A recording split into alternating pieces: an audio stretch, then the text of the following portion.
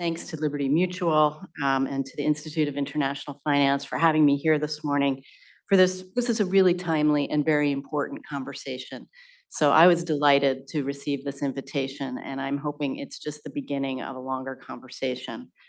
I agree with Needy that this truly is a once-in-a-generation opportunity. So there's enormous potential in the moment, but there's also enormous urgency, and maybe some of us all share the feeling of pressure to get it right. And I think that is our reality. So I'm going to talk today about why we created this office and how it works. And before I do that, I thought I would just share a few numbers. We'll just go through the numbers before we get started to kind of frame things. So 90, that's the % increase in CO2 emissions since 1970, and that's largely from fossil fuels and industrial processes. 66, that's the percentage chance that we are going to exceed the annual average surface temperature between 2023 and 2027 will actually exceed 1.5 degrees centigrade. So what that means is that's the World Meteorological Organization. We're going to get a taste of what it is like to exceed the safer 1.5 degree threshold that was established in Paris, which is a policy-driven number and doesn't mean we're not going to see very adverse impacts. So this is something that is here and it's now. 5.5 trillion. Anybody know what that number is? For the people in the room are probably familiar with this number. That's the amount of financing that the world's 60th largest banks have provided to the fossil fuel industry just over the last 7 years. That's from 2016 to 2022, with $668.6 billion in lending and underwriting alone in 2022. It is obscene. More than 20. That's the number of cities, counties, and states that have sued fossil fuel companies for, among other things, the harmful effects of climate change caused by intended use of their products, deceiving consumers about the dangerous climate risk posed by the intended use of their products, deceiving investors about the risk to their own companies and markets posed by climate transition risk. You are probably familiar with Commonwealth versus ExxonMobil Corporation case, which was filed by then AG Healy. That case is now in discovery and it's headed to trial. Has gotten past the dismiss phase and multiple attempts to derail that litigation, and it's going to trial. So we can juxtapose some of these numbers with the following: 495 billion. That's the record amount of money invested in renewables in 2022. So just to break that down a little bit, that's a 36% year-over-year increase in global investment in solar for about $308 billion. Wind remains stable at about $175 billion. Anybody want to make a guess who is the largest investor? It's China, with 55% of the total world renewable investment. It's around $273 billion. The US is the second largest single market, but we trail far behind at $50 billion. And even though 2022 saw the highest level of investment yet in renewables globally, according to Bloomberg NEF, those investments fall far short of what's needed to be on track to achieve global net zero by 2050. So we're doing better, but we're not where we need to be. 1.2 billion, it's a big number. That's the number of people that the Institute for Economics and Peace predicts will be displaced. So in other words, those folks are going to be climate refugees by 2050 due to natural disasters and climate change. One. That's the number of planet Earths we have on which we have evolved as a species and on which we are entirely dependent for life, with very particular physical and chemical conditions. So what does this tell us? It tells us that we find ourselves in an unprecedented moment of seismic transition. So if you are feeling like you're in uncharted waters, it's because you are, and we all are. Climate disruption is accelerating with all of the accompanying human suffering, and we're speeding toward tipping points. Just to mention one, for example, the loss of the Amazon.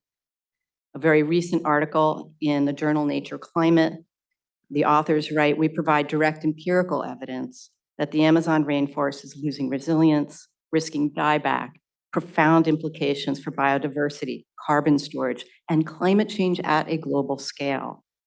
Since I've been in this role, I hear a lot from young people about their intense despair and anxiety about climate change and what it portends for the future, their future. I recently had a chance to meet with a number of physicians, including from our own Mass General Hospital, who see climate anxiety and depression showing up in their clinical practices with adolescents. So there is no more time for delay. And yet our systems, including our government systems, have been slow to respond, and we must remedy this immediately.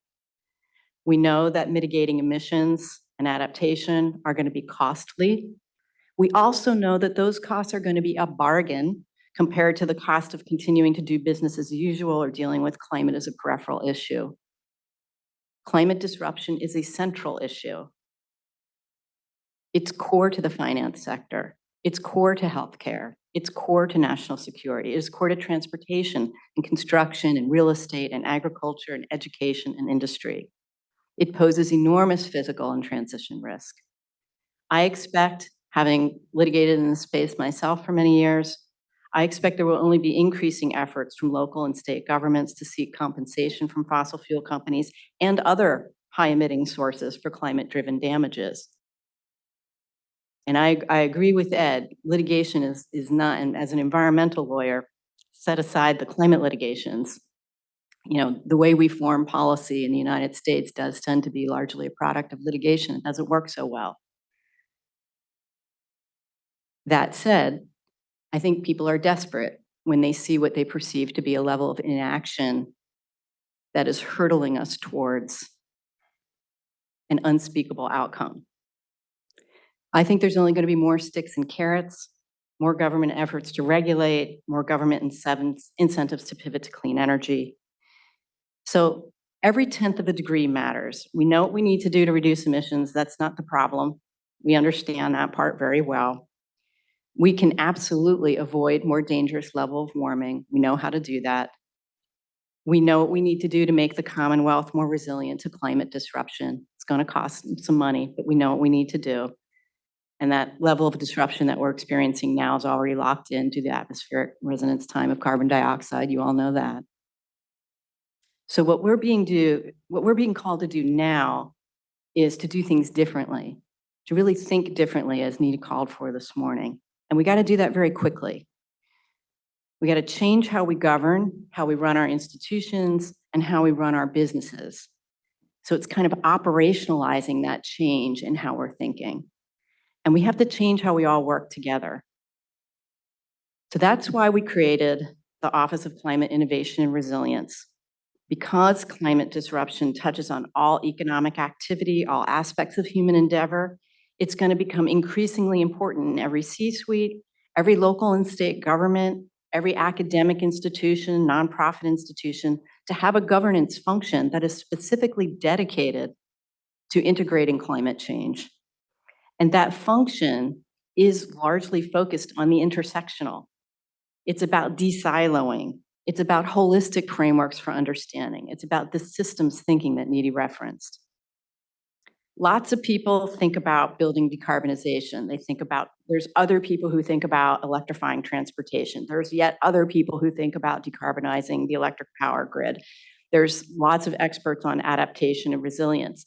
There are not many people who are thinking about the ways that all of those different areas of expertise intersect. And that's what this moment is calling for. Because we have to spend our money carefully. It's kind of our moonshot.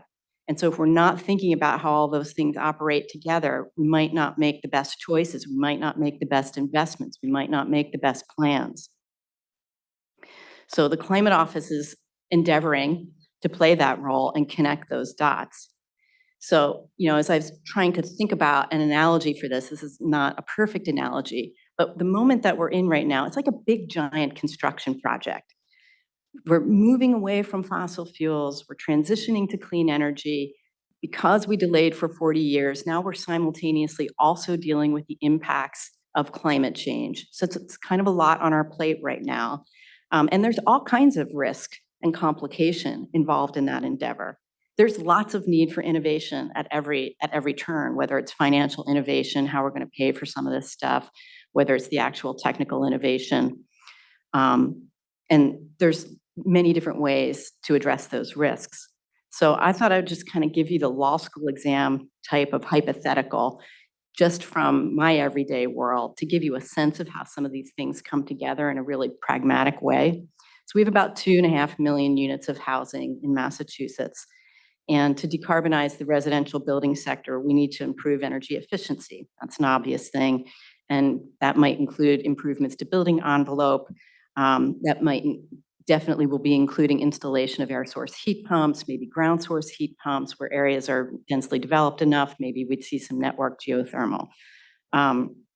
So you might remember that when the governor was campaigning, she talked about establishing a green bank. So we've been looking very closely at those options.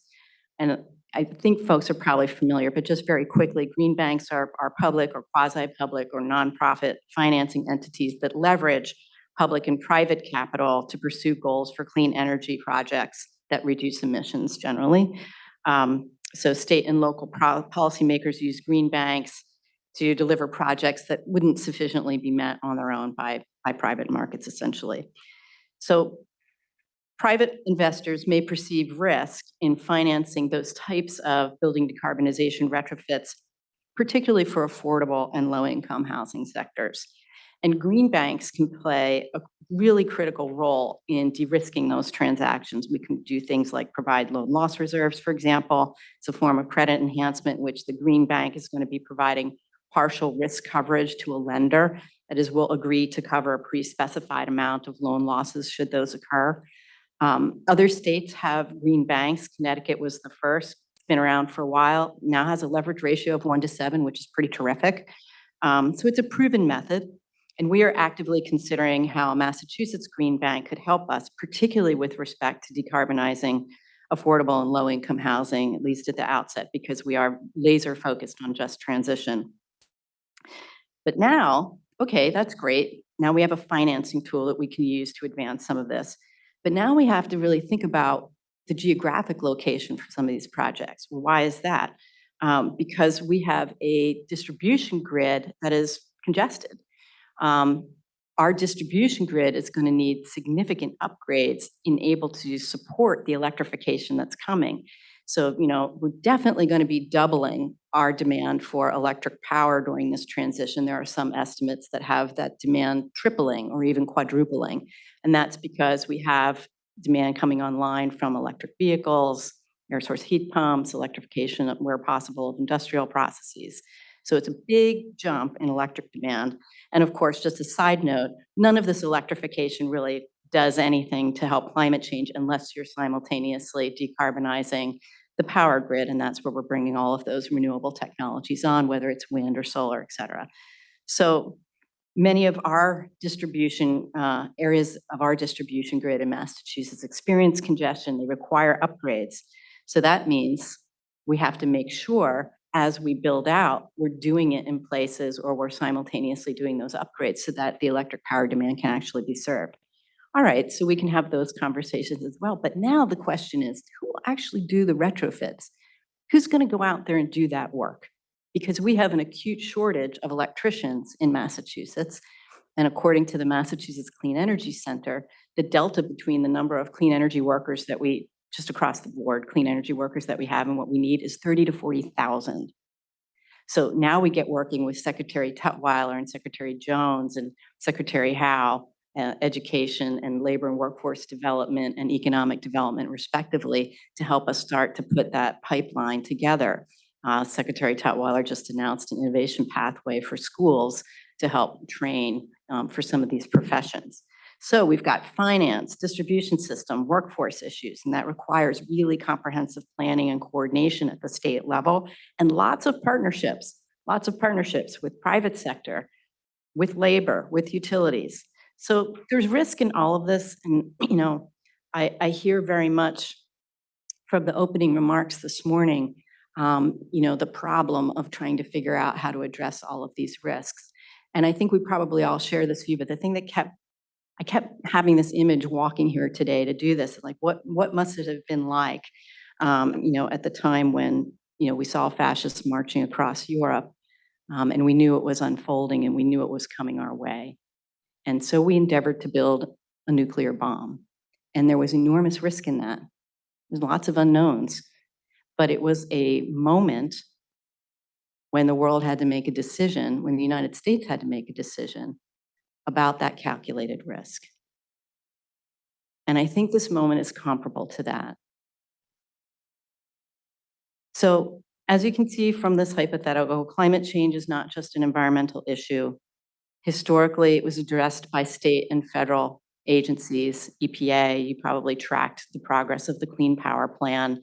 In Massachusetts, we have had laws on the books since 2008 with our Global Warming Solutions Act and our Green Communities Act. These statutes, at the time they were passed, were nation leading. They were among only a handful of state statutes that had the goal of setting economy-wide emissions for greenhouse gases. And then those efforts got tied up in litigation. There was questions about what the agency's actual obligations were, whether they actually had to, set declining emissions levels.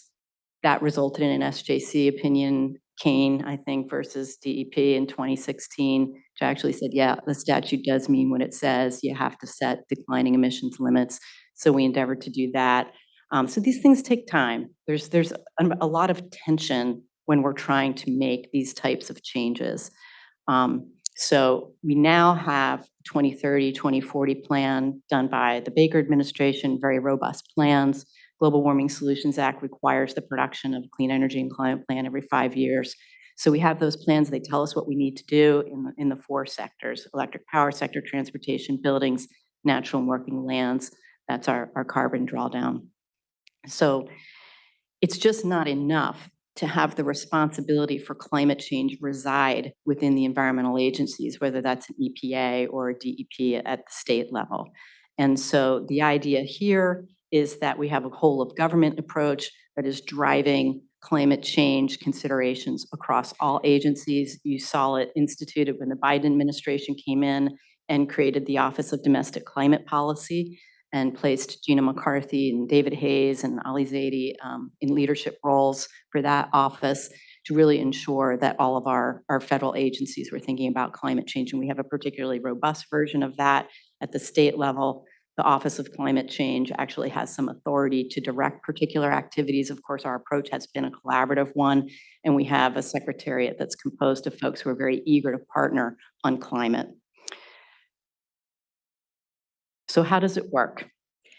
We have an Executive Order 604. It was the first official act of the governor after she was sworn in, and it sets up a framework of Secretariat climate officers. So these were not new hires, but these were people who had special expertise in their agency missions and also an aptitude or desire to work on climate change.